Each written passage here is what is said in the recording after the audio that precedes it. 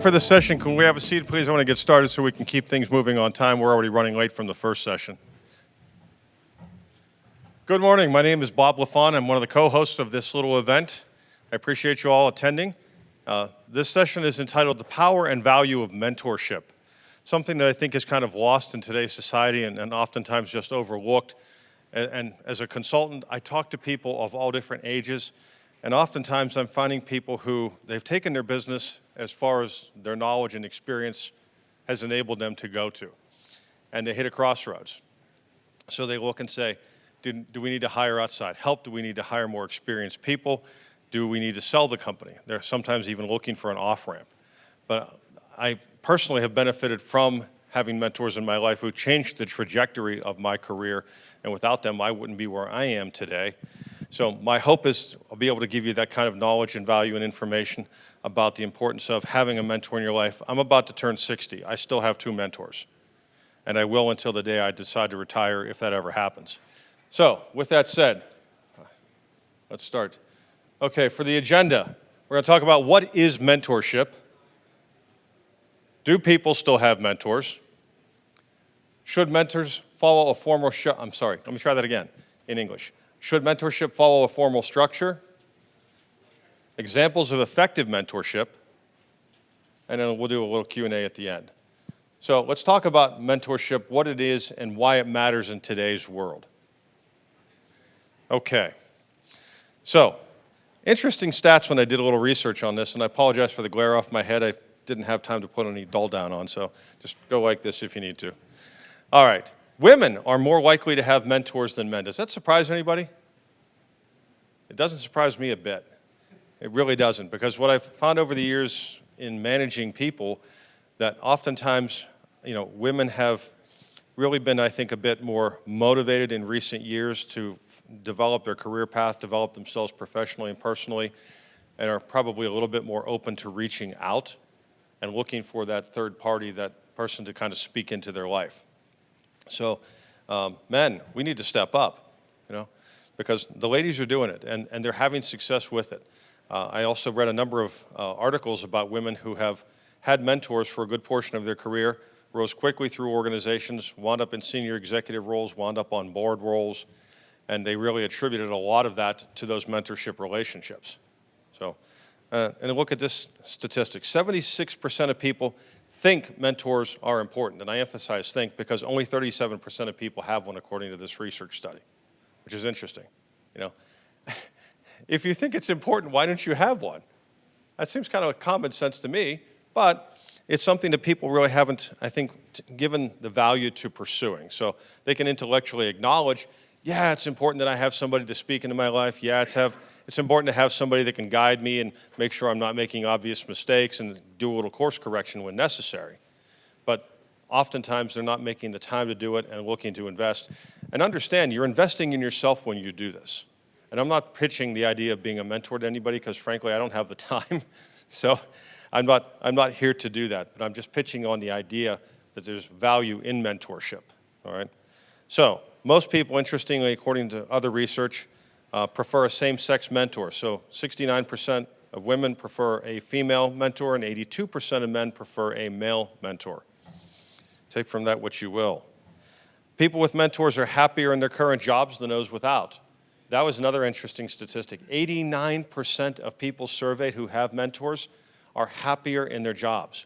Any idea why that might be? Let's make this a little interactive. Any thoughts on why that might be? Why do you think people, go ahead, Ahmed. They have someone to share their ideas with them and pain. Yeah, somebody to share their ideas and their pain with, right? Okay. Any other thoughts? Not alone. What's that? Not alone. Maybe it's like they got someone to battle buddy, if you will, trying to go to. And that's an excellent point. Yeah, a battle buddy, somebody to go to war with, so they don't feel like they're doing this alone. Because oftentimes when we're doing our jobs, excuse me, I'm going to sneeze. Apologies. I swear it's not COVID. But I think oftentimes when we're doing our jobs, we feel like we're the only one invested in it, and we can feel very alone and lonely. All right? Yes, sir. Go ahead, Steve. A mentor takes out all the guesswork.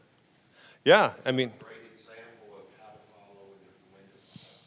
Yeah, if you're listening to the advice you're getting from your mentor, yeah, you can remove a lot of the guesswork for this and avoid a lot of necessary mistakes or unnecessary mistakes and pitfalls and be better for it. Yeah, so I think it makes a lot of sense that people would be happier. The other part of that is deciding where you need to be, because I know in the course of my career, I've tried to stay in the same field or industry my whole time, but there were times that companies would merge and tell me they didn't need my services anymore because they already had people doing that job in the company that was buying our organization. So that left me wondering, okay, what do I do next? Do I start over? Do I pursue a new field, a new career? Do I just continue doing what I'm doing for a different company? Do I strike out on my own?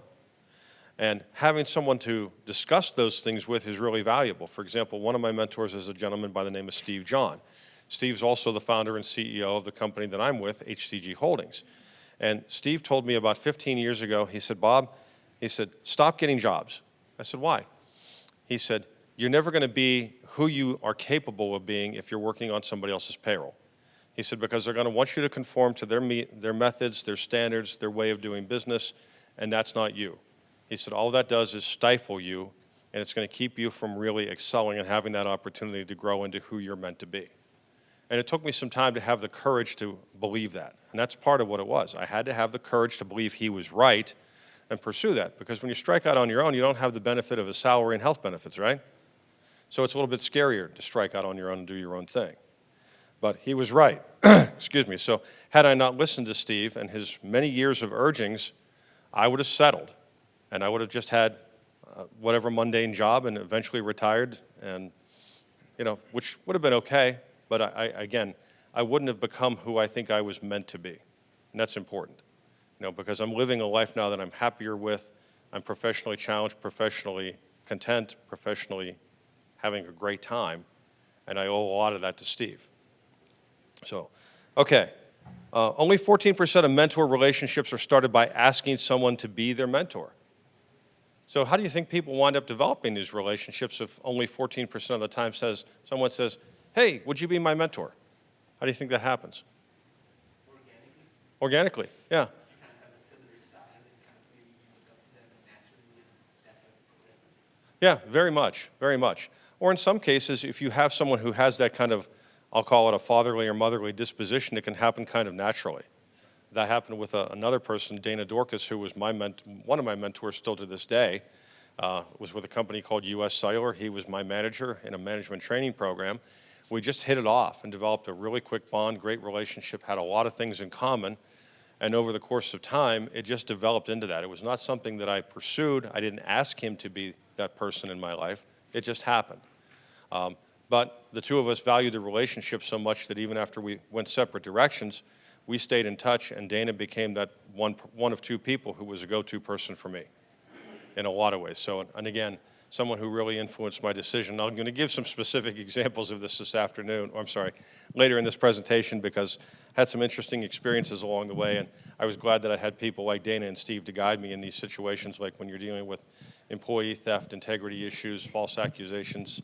It can get kind of ugly, and when you're talking about a battle buddy, that's when it's really great to have someone by your side who can help walk you through those complicated situations. All right.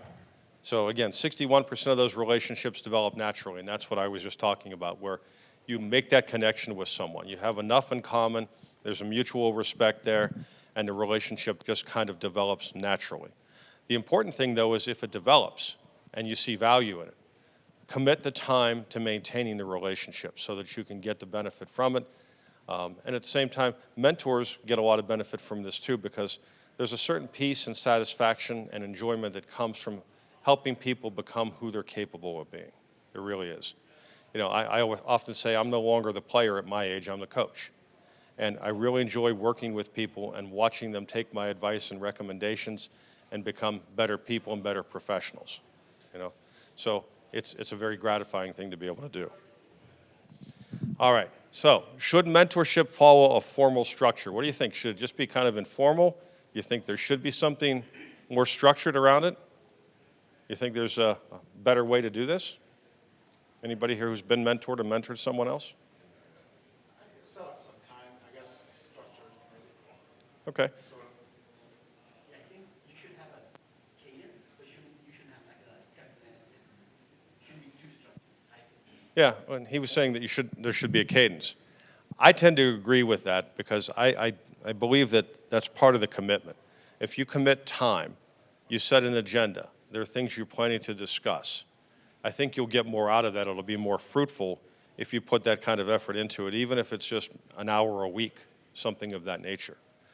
It doesn't necessarily need to be overly formal. It doesn't necessarily need to feel like a one-on-one with your boss or anything of that nature. But I think there's benefit to that.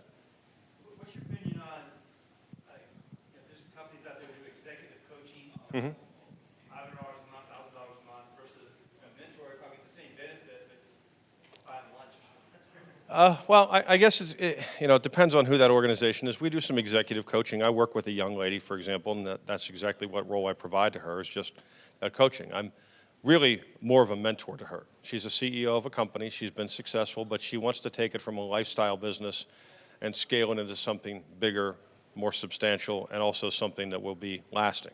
And she just simply said, I don't know how to get there, Bob. So, that's very much what our relationship is that kind of thing. But, the part of the problem, I'll get you in just a second on that. Part of the problem is finding those people, because you don't always have them in your life. So if you're not dealing with those people professionally or personally that you can go to and say, hey, would you be willing to be my mentor? How do you find someone? So I understand why some people will turn to a professional organization and say, hey, can I hire you for some executive coaching? Real life example, and then I want to go back to Ahmed. I worked with an organization a number of years ago. They hit the $100 million mark very quickly. Over 300 employees. They were really on fire. Their growth trajectory was through the roof. But then they plateaued. They plateaued the next year. They plateaued the year after that. And they couldn't understand why they weren't able to push beyond that. They managed to improve efficiencies, they improved margins, they reduced costs, but they still weren't getting above that $100 million mark. And they couldn't figure it out. And I had a conversation with the CEO at the time, and I said, here's what you got to understand. I said, you're 40 years old. You've done everything that you know how to do to get the company here. Your entire staff is your age or younger than you. So their experiences are, in most cases, less significant or less substantial than yours. So what would make you think that you and a group of people who are less experienced are going to know how to take your company somewhere you've never been? Because that's really the crux of it. You're trying to get somewhere you haven't been. So how are you going to get there if you don't have somebody to guide you? So I said, I'd really recommend you hire either a consultant to come in and evaluate the business, or get an executive coach to work with you personally if you want to be the person to lead that company into the future and take it to the next level. He wound up hiring an executive coach. 4 years later, he still works with that person. They still have that relationship. And they've grown. They've absolutely grown. They've been able to push beyond. So, Ahmed, and then come back to you. I free mentors sometimes. I pay the guy $10,000. Spent 3 days with him. I'd have done it for $9. I met you after that. Yeah, it's important. I paid him and I saved a lot. Now, I almost fired half my staff because I lost $8 million. I wanted to blame someone, and I blamed myself. I was the wrong one. I saved my company, and now I made billions. So that $10,000 paid me a lot. Yeah, it was a worthwhile investment because you needed somebody to be able to talk straight to you, right? And tell you, no, this is on you. You need to take ownership of it, and you need to take action as a result of it. Yeah. No, and I think that's part of it, too, is accountability. It doesn't help if you have someone who just is all rainbows and butterflies and tells you everything you want to hear. That's not beneficial. You need someone who's willing to tell you the hard truth when that comes around.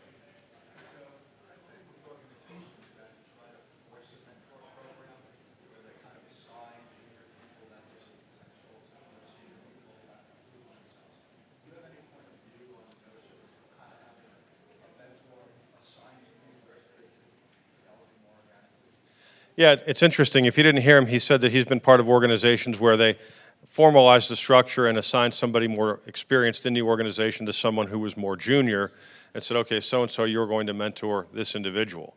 And, the question is there more benefit to doing it that way versus allowing it to happen organically? I understand why companies do this. I certainly do, because there's value to the old adage of iron sharpens iron as one person sharpens another. So having that more senior experienced person work with that junior person, it certainly makes sense on paper. Here's one of the problems, though. Is that person someone who is good at teaching, coaching, and personal development? Just simply saying, hey, Bernie, would you mentor so-and-so for me? But Bernie's like, well, what does that mean? I don't know how. You set Bernie up to fail. And that other person is going to be frustrated because the person who's their mentor isn't the right person and isn't necessarily equipped to fill that role. So the program fails. So I think it's like any other program.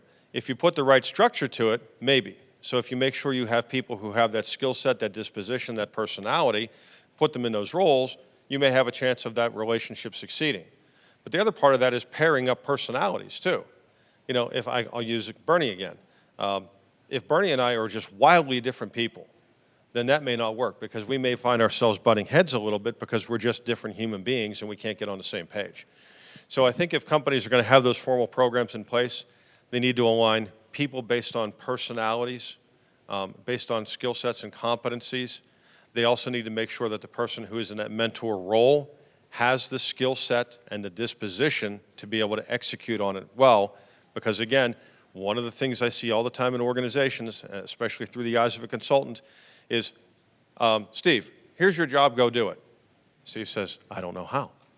Well, you know what? Most people don't say they don't know how. They just try and figure it out, and they fly by the seat of their pants, and they struggle. Some find a way, they overcome, and they succeed, and others fail as a result. So if we're not equipping people for the roles we want them to fill, we are setting them up to fail. I don't care what the job is. I don't care if it's the janitor. You know, if someone's never pushed a broom, teach them the best way to push the broom. We shouldn't do anything less when it comes to mentorship either, because how are we truly helping those people? We're not. So your point is very valid. It's very valid. Now, again, I personally, this is just personal preference. I like the idea of that organic thing happening, but I'm also not adverse to the formality of a program if, again, it's done in a structured and intelligent fashion where we're pairing the right people up with the right skill sets so that we can get the results we're looking for. All right, so let's look at this formal structure. Choose mentors and mentees carefully.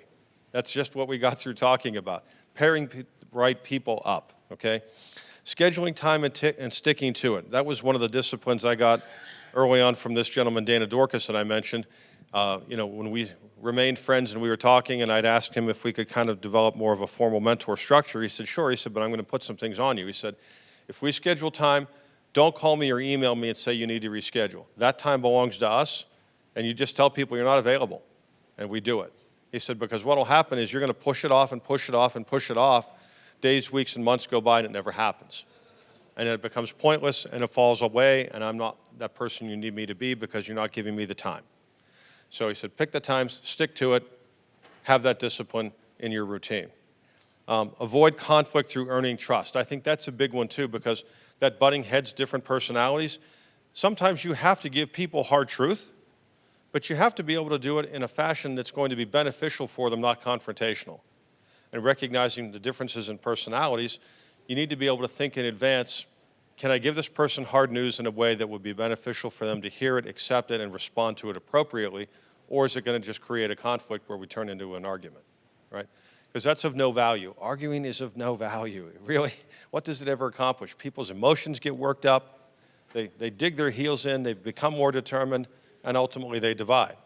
So to avoid that, I think it's really important that the mentor especially take that responsibility to be very thoughtful and do what they can to avoid confrontation while still being able to address hard situations. Okay, lead is opposing to directing. What do you think I mean by that? What's the difference between leading and directing? Leading is making sure that they're doing it, directing is giving directions. Yes? Kind of. I think I tend to think of leading as more inspirational.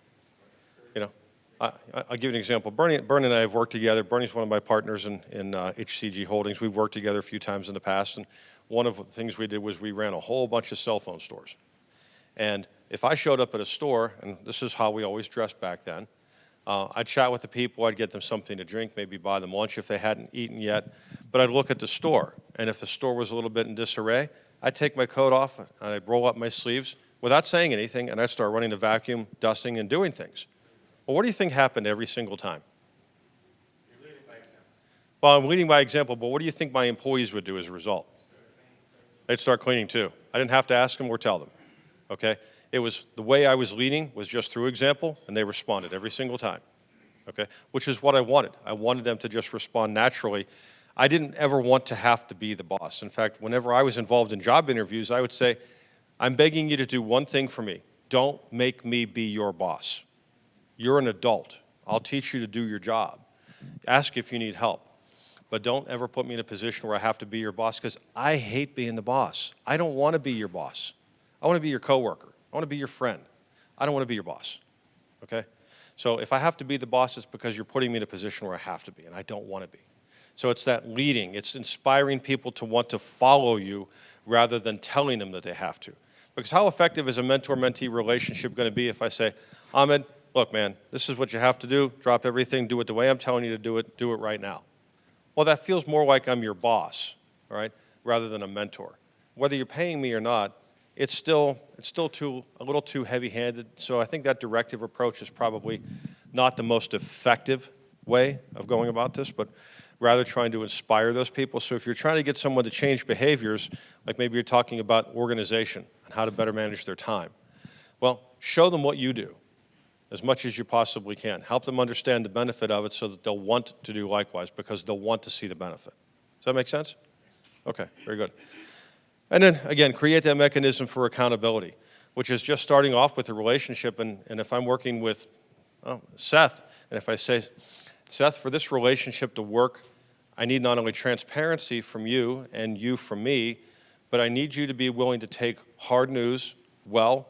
I need you to agree to not become emotional if we have to talk about challenges and problems that need addressed, because I care about you, I respect you as a person, and anytime I come to you with something that feels negative, understand my motives are only about helping you, okay? So I think it's important to establish yourself that way in the relationship so that the trust is there, and but at the same time they know that there's going to be some level of accountability if you're just simply going in the wrong direction and you're ignoring the advice that's being given. All right, real life examples of when mentorship worked. 1991, I was a brand new manager in Poughkeepsie, New York, for a company called US Cellular, and I thought I was doing a great job. I went up there to take over this office, kind of clean things up. They'd had a lot of problems, so I came in, I found out about some thefts, fired some people, contacted the police, interviewed, hired some new people, started training them, and I remember my boss, my mentor, Dana, calling me and saying, how's it going up there? I said, oh man, things are just clicking. We are on fire. Everything's going so well, so well. He says, oh, okay. And I said, well, that's good to hear. He said, hey, I'm going to come up and see you tomorrow. I said, oh, great, I'll look forward to it. I said, maybe we can go get dinner afterwards. He said, yeah, absolutely. So we get there, and he pulls me into an office, and he said, you know I care about you, right? And I'm like, uh-oh. I'm about to get my head handed to me. I said, well, yeah, of course, why? He said, I don't know if you recognize how people perceive you. Now, back then, I had a thick head of hair like Ahmed has, just thick black hair. And I was bigger than I am now, so I had this stature to go with it. He said, you have a deep voice. You tend to be a bit monotone. He said, oftentimes your facial expression is kind of blank. He said, I wouldn't want to play poker with you because I'd never be able to read your face.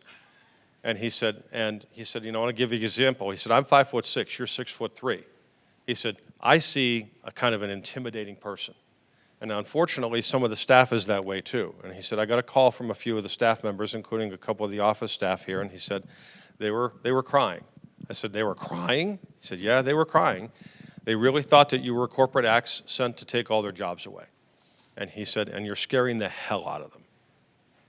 That was hard for me to hear, because that's not how I see myself. It's not how I saw myself then. It's not how I see myself today. But I needed to hear that. So he said, I'm going to take it a step further. He said, I want you to cooperate with this if you're willing. I said, okay, what do you want to do? He said, I brought a camera that I rented. And back then, they were like bigger than these cameras you have in the back of the room. They were this big, kind of like the ones you used to see on a reporter's shoulder when they were doing an interview. He said, I want to do role plays with you, and I want to videotape them because I want to play them back and let you see yourself through someone else's perspective. Well, when we finished that, I was mortified. I'm like, oh my God. I even started rethinking. I thought, maybe I shouldn't be in a leadership role. It was just that bad, those role plays. Technically, everything I said and did was right. I followed my training. but my presentation, my skill set, my lack of empathy was just awful. And it was really hard for me to hear, really hard for me to accept about myself. But it was necessary. If I was going to take the next step and become the leader I wanted to become and become like my mentor and friend Dana, I knew I had to change. So I said, is there a cure for this? Is there a pill I can take? What can I do? Anybody here ever heard of Tony Robbins?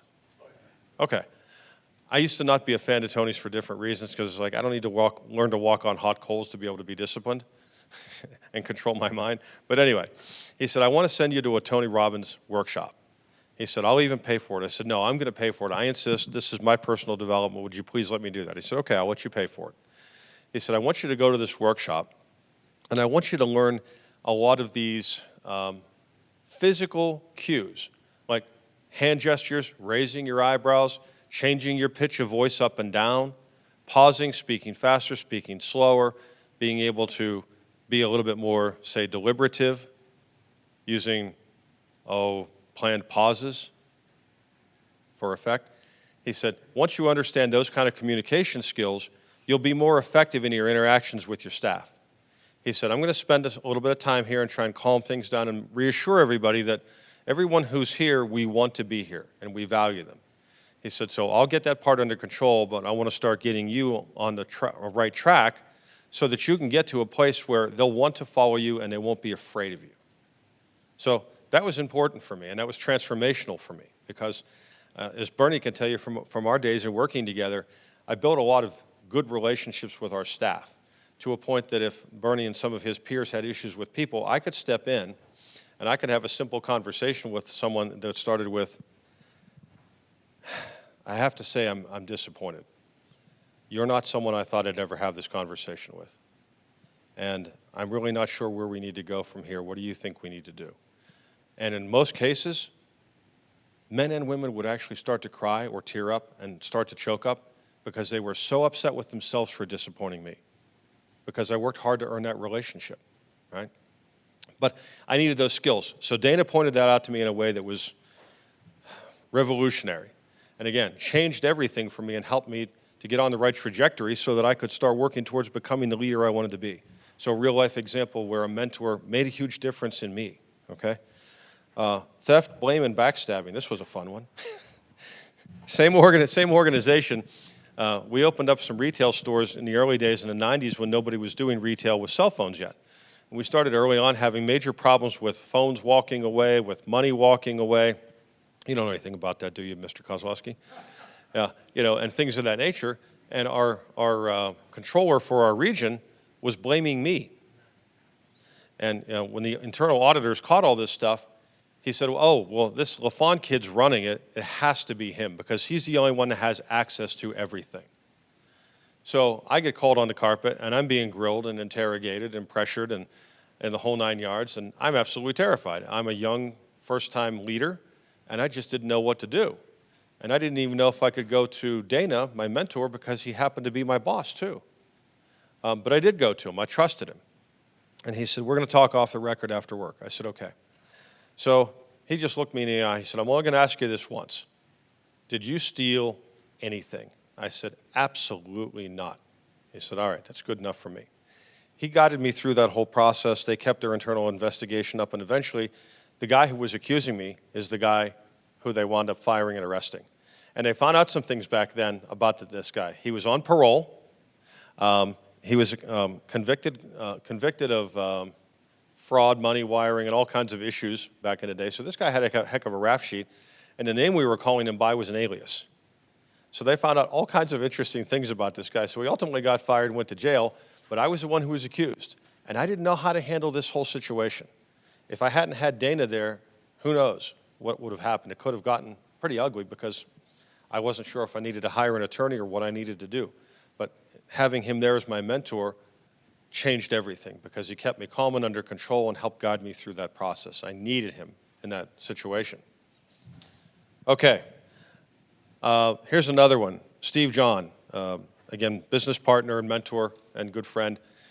He taught me some valuable things about negotiating. Bless you. And one of those was, I love this phrase, and I have a bunch of Bobisms, I'll just warn you, but this is one of them. You can't lose what you don't have, okay? So if I come down here and I say, I'm going to give this to you later, and I come back to Ahmed later and say, you know what, I changed my mind, I'm going to keep it. Did Ahmed lose anything? No, why didn't you lose anything? You never had it to begin with, right?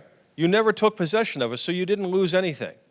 And one of the things that Steve said to me, and this was after I was working on a deal, and we weren't even working together at that time, I was working on a deal that didn't come to fruition, and I felt like I lost something. He said, Bob, you didn't lose a doggone thing. You never had it. He said, opportunities are a dime a dozen. So what? Move on. Chase the next one. He said, but don't get hung up on this. Don't get hung up on this at all. You didn't lose anything. He said, not only that, he said, but if they didn't see the value in working with you and everything you're trying to do for them, screw them. Move on. Their loss. He said, hold on to that attitude. And then the next thing he taught me after that was he said, you know, we talked through the situation and I explained to him what happened. He said, I want to teach you how to do something called flipping the script. So I said, what's that? He said, it's going to redirect the conversation so that we're going to try and get that decision maker to actually sell you on why they should do business with you and let you become the decision maker. That was invaluable. I won't give specifics, but I had a situation come up recently where an organization, a big organization, every single person in this room would know, wanted a whole bunch of stuff for free and a lot of other goodies and things that I just couldn't offer to them and wouldn't offer to them. And so they kept pushing the issue, and it was very clear they had a sense of entitlement because of who they are, how big of a company they are. And I just made it abundantly clear. I said, well, that's really nice, but that's not how this works. And I said, this is what we can do. This is what it will cost if that doesn't work for you. Thank you for your time. Wish you well, and appreciate the chance to meet you. And this lady said, are you ending this? I said, I absolutely am. There's nothing to discuss. You don't see the value. You're not willing to pay for this. There's nothing more we can do. And I kept playing that line, and I noticed she went from being on the offensive to kind of backing up. Next thing you know, she's on the defensive. And now she's coming to a point where she's trying to sell me for why we needed to move forward. By the time all was said and done, she not only bought, she overpaid. She overpaid. Because I didn't give her a thing. I didn't discount a doggone thing. Okay? I shouldn't say overpaid. I didn't discount anything. But I flipped the script successfully and got her to a position where she went from holding all the power to I held all the power. So again, those two things alone that Steve did for me, if I hadn't learned those two things from him, I can't even begin to imagine what my career would have looked like. So there's few instances where two of my mentors literally changed the trajectory of my life and my career by teaching me things, by showing me things, by guiding me through highly complex situations. And then the very last one I have on here is finding your purpose. That was another one too, because I'm not one of those people who was lucky enough to just know what they wanted to do. Like I have a good friend that when we were kids, he always had a fascination for rocks, and he would say to people, when people would say, what do you want to be when you grow up? Mark, and he'd say, oh, I want to be a geologist. Well, he's been a geologist for 40 years. Loves it, all right? He knew from early on. I had also friends who became cops and firemen. Same thing. They knew early on who they were, what they wanted to be, did it all their lives, loved it. But then there's me and the rest of us, where it's just like trial and error. You just go and do things and you figure it out as you go along, right? So finding that sense of purpose is really important too. And that's something that both of these gentlemen have done with me, is help me understand where my strengths and weaknesses lie, what kinds of things might naturally gravitate to me, and where I might be wasting my time. So they helped me course correct at times so that I stayed on the right trajectory and continued to progress in the right direction for me. So here I am, 60 years old, nowhere ready to be retired, loving what I'm doing with my life, with my consulting, my mentoring, and even putting on a conference here for 556 people, okay? So again, I'm not being boastful. I'm simply making a statement that my personal successes wouldn't be at the level they are if I hadn't had these people in my life to provide that instruction, that course correction, have the difficult conversations with me. So I will have mentors as long as those gentlemen are alive and as long as I'm still working, because I have personally benefited so much from it. So much. I can't begin to give them enough credit. Thoughts, questions, commentary? Come on, I'm not that good. I have people in my life that'll tell you. I have people in this room that'll tell you that. Steve? Just one comment reference mentors, and it seems to be a fairly common word, but, you know, one word about mentorship. So I think it also begins with friendship. You know, I think that there has to be some type of bond there that you have with a person where they take personal interest or you take personal interest in wanting to see them succeed. And I think it all starts with a friendship. And we've all had them during our age is the same, and over 40 years I have them too. And you can go back and these people make really significant marks on your career, and you can go back and you can identify exactly what they did for you. But I think all in all, it starts with a friendship and somebody really wanting to reach out. And we all have our stories, and if we put them all together, we could probably write a book on this. But it's a very important part of people's careers. That's a great point. I think that relationship, that investment in individuals is important. Anybody else?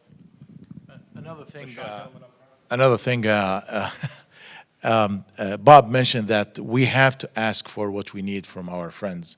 Like my financial, my accounting issue, that I had a huge issue in the company, it cost me hundreds of thousands of dollars. I had a lot of friends, they're good accountings, whatever. And I had to go walk up to one of them and tell them, listen, what does it take to hire you, man? I'll pay you. I don't need your service for free. So everybody looking for a free service, you're going to get free service with low service. You know, if someone need a free mentor, go to church. There is a priest there. They'll give you the advice, but it's not going to help you in your daily life. So that's what I tell everybody. If you want a mentor, you have to pay for it. I'm sorry, I didn't mean to but this is how it works. You need a good personal trainer. Go pay for it. You need any service, you got to pay for it. And mentor will save your life, saved my life. Because now I help others, and now I can't even wait to talk to my mentor whenever I had a problem. And I believe in what he says, and I really soaked in everything he said in my brain. And what Bob's here is given value. Thank you so much, man. Thank you. Thank you. No, please go ahead. Just to kind of go on that, you're never always going to agree with your mentor. You won't. If you do, you got the wrong one. I've made that mistake in the past. I think we all have. You know, if we have a mentor to where every single thing they say, you're like, oh, yeah, okay, yeah, challenge them. If they're not challenging you, then it's not a mentor. It's just a friend, you know? Exactly. Thank you. Thank you, Brian. Yeah, great point. How are you growing if you're not being challenged? One thing I wanted to add, just a few days ago, I'm working on a startup, and a few days ago, I'm from DC, there's a organization, they invited me, they were like, hey, would you mentor people, or would you share your story? And I was like, sure. And when I was doing that, I realized why I'm doing this. So I think it was more a therapy session for myself, like why I'm hustling, or what the idea I'm working on, the project I'm working on. So I think when mentors are mentoring people, they also realize there's goodness for them, and they feel like successful, quote unquote, and that's the positive from it. So yeah. No, you couldn't be more. It is two-sided, and both parties will benefit from it. They absolutely will, and that's a great point. And we need more people to share their stories. Anybody else? And it's easy to find a mentor now on social media. That's true. I follow them and I love what they say, and I just get a hold of them right away. I mean, it's easy to find someone who's involved right away. You know something about social media, young man? Well, that's it for me, guys. Thank you so much. I really appreciate your time and attention. Enjoy the rest of the show.